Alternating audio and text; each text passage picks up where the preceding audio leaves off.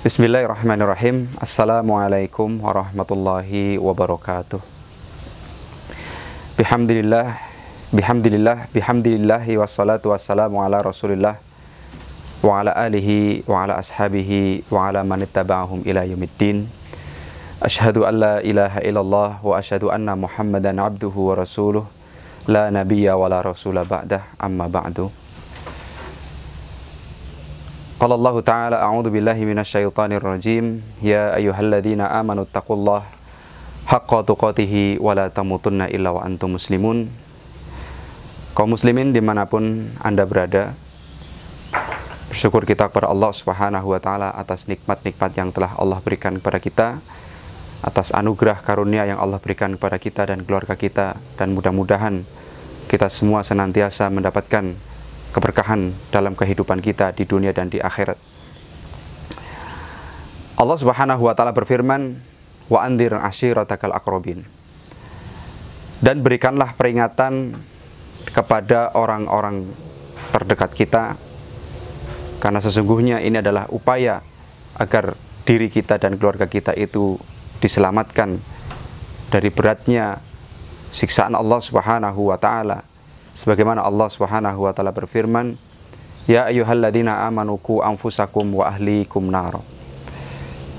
Wahai orang-orang yang beriman, lindungilah diri kalian dan keluarga kalian dari beratnya siksa api neraka. Sebagaimana perintah ini adalah perintah yang dulu pernah diperintahkan kepada Nabi Muhammad SAW. Sebagaimana Allah memerintahkan kepada Nabi Muhammad SAW, wa andir ashiratakal aqrabin, berikanlah peringatan kepada keluarga terdekat kita. Karena sesungguhnya peringatan-peringatan itu adalah bermanfaat untuk seluruh kaum muslimin. Karena sesungguhnya peringatan-peringatan itu adalah nasihat yang sangat bermanfaat sekali. Oleh karena itu, marilah kita merawat hidayah ini agar jangan sampai hidayah yang ada dalam diri kita, dalam dada kita, hilang, dicuri oleh syaitan. Karena sesungguhnya syaitan itu adalah fa inna syaitana jasama ala qalbi ibni Adam. Sesungguhnya syaitan itu senantiasa mendekam dalam dada manusia. Sesungguhnya keimanan yang Allah berikan kepada kita, senantiasa marilah kita teruskan, kita ingatkan untuk diri dan keluarga kita, agar kita bersama-sama dibangkitkan oleh Allah Subhanahu wa Ta'ala bersama-sama dengan keluarga-keluarga kita. Karena sesungguhnya pertemuan di dunia itu akan sangat membekas hingga hari kiamat nanti. Kaum muslimin dimanapun Anda berada,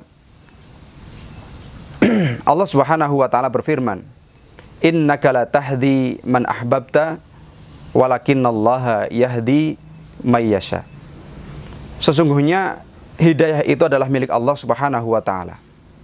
Meskipun kita menghendaki seseorang mendapatkan hidayah, akan tetapi jika Allah Subhanahu wa Ta'ala belum berkehendak untuk memberikan hidayah kepadanya, tentunya tidak ada yang dapat untuk mendatangkan hidayah kepadanya.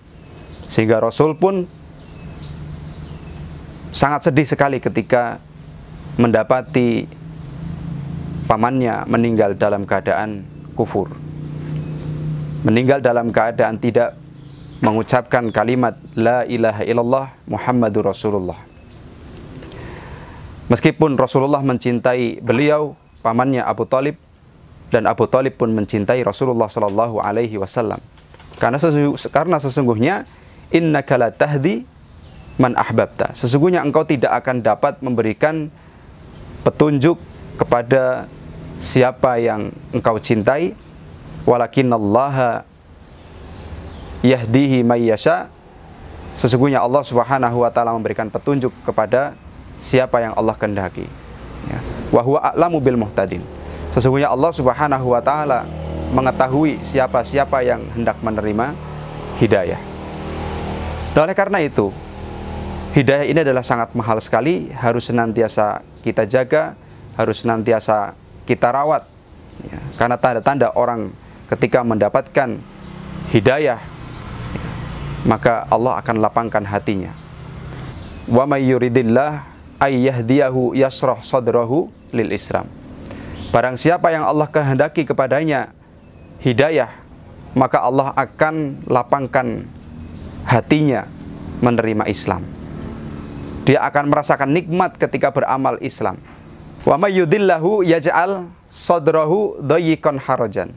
Barang siapa yang Allah kehendaki untuknya disesatkan, maka hatinya itu akan disempitkan. Dia tidak akan senang ketika mendengarkan adanya syariat Allah. Dia akan sesak dadanya ya, ketika mendengarkan syiar-syiar Islam ya. Oleh karena itu, nikmat hidayah ini adalah nikmat yang harus kita rawat dengan sebaik-baiknya, karena sesungguhnya nikmat yang paling mahal adalah nikmat hidayah Allah Subhanahu wa ta'ala. Karena hidayah itu tersendiri terbagi menjadi beberapa hal. Yang pertama adalah hidayah ilham. Hidayah ilham ini adalah hidayah di mana Allah Subhanahu wa ta'ala mengarahkan hati manusia untuk mengetahui di mana dia itu akan mendapatkan rizkinya. Tentunya ketika seseorang hidup di pegunungan, maka Allah akan mampukan dia itu untuk mengais rezeki, baik itu berkebun, baik itu menanam sesuatu di pegunungan, mengolah tanah dan lain sebagainya. Begitu juga ketika orang itu hidup di tepi pantai, maka Allah mampukan ia untuk bagaimana caranya mendapatkan ikan-ikan yang ada di laut. Kemudian hidayah yang selanjutnya adalah hidayah irsyad.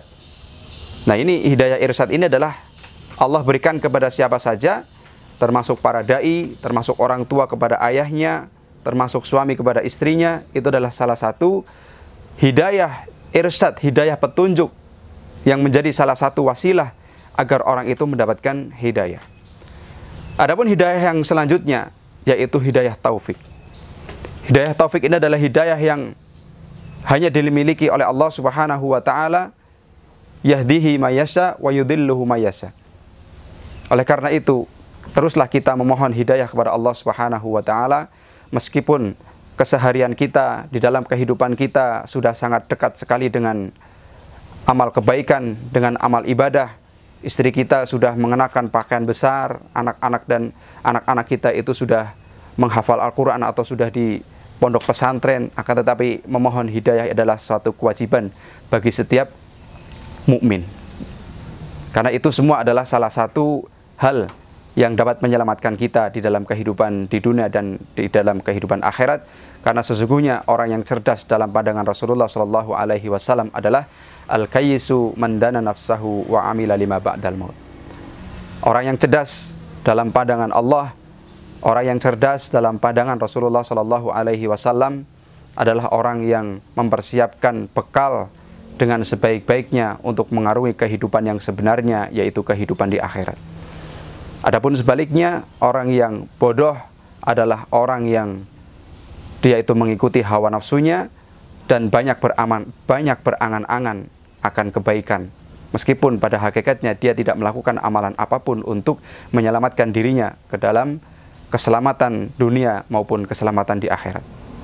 Oleh karena itu, sesungguhnya innamal a'malu bi khawatimiha. Sesungguhnya amalan itu tergantung akhirnya.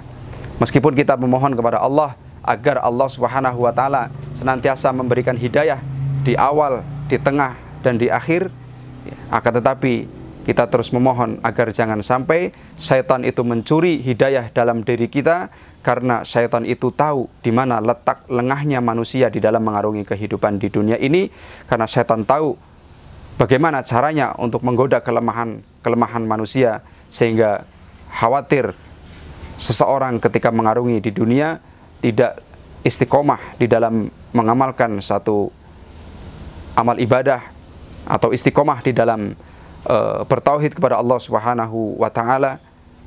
Karena sesungguhnya sebaik-baik, sebesar-besar karomah itu adalah istiqomah. Sebagaimana yang dikatakan oleh Syekhul Islam Ibnu Taimiyah, a'dhamul karamah luzumul istiqomah. Demikian tausiah singkat ini, mudah-mudahan bermanfaat untuk kita semua. Wabillahi taufiq wal hidayah. Wassalamualaikum warahmatullahi wabarakatuh.